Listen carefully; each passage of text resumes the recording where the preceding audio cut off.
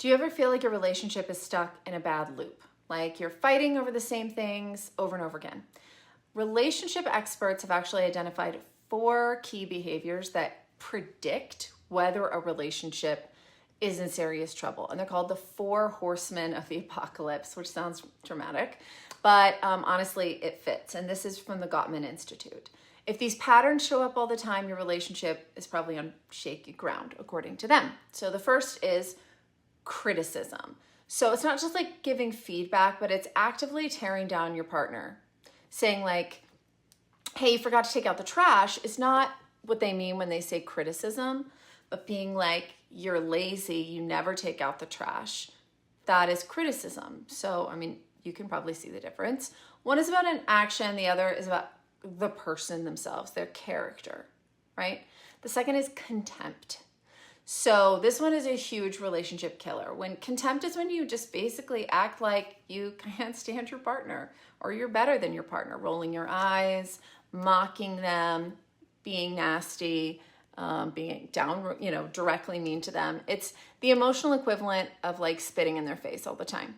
Studies show that contempt is the biggest predictor of divorce. So if you're constantly sarcastic, sneering, eye rolling at your partner, or they're doing it to you, that is a flashing red warning sign. The third is defensiveness. So, when your partner brings something up or you bring something up, if your partner just doesn't listen and they're always defensive, instead of owning up to mistakes, constantly flipping the blame, making excuses, shutting the person down, invalidating what they're saying, that is a red flag. And it just makes it really hard to have like a healthy relationship like that, right? Stonewalling. This is when someone just shuts down, emotionally checks out when you're arguing, just refuses to engage and just disconnects completely. And sometimes people stonewall a little bit when they feel overwhelmed, like temporarily they need to remove themselves, for example, for a little while to let things, to think about things.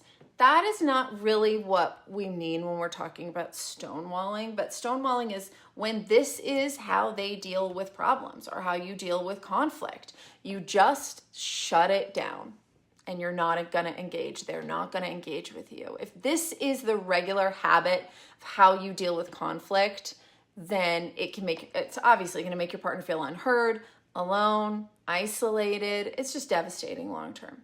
So if you're seeing these signs regularly in your relationship, of course, don't panic. It doesn't mean you're doomed, but it does mean that there's probably work to do. So going to a therapist, a couples therapist, to learn some new tools to deal with this. Of course, trying to work on yourself if you feel like you're doing this and you don't want to be doing this. Working on how you critique your partner, working on being more grateful and appreciative in the moment, looking for the things you do like about them, that they're doing right. You're starting to focus on gratitude. When you feel defensive, taking a breath. That is like one of the biggest, the difference between reacting and responding to someone is like 3 seconds. It's just taking a breath. But when we don't take that breath, we don't take that short beat, we just react, it's usually not a good reaction. And, if you tend to stonewall, practice expressing when you need a moment instead of just shutting down. That can make a huge difference. But of course, if you do need that moment or you need to go think about it or talk about it the next day, you actually have to talk about it the next day. It cannot be a tactic to just like kick the can down the road and then hope that the problem goes away and you never have to deal with it. That's still stonewalling, right? And it's just not healthy. The good news, behaviors can be unlearned when you want to work on them, right?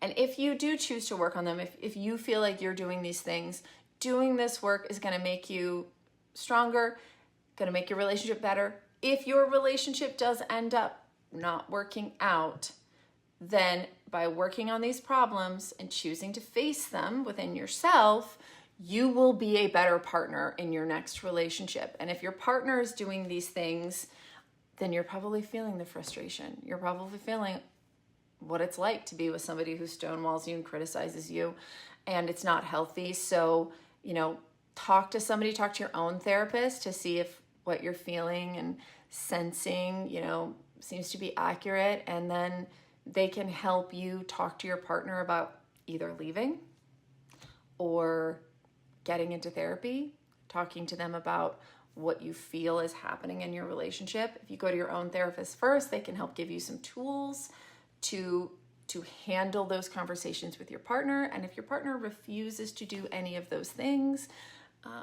and to fix those things, then your relationship, according to the Gottman Institute, may be headed for a divorce.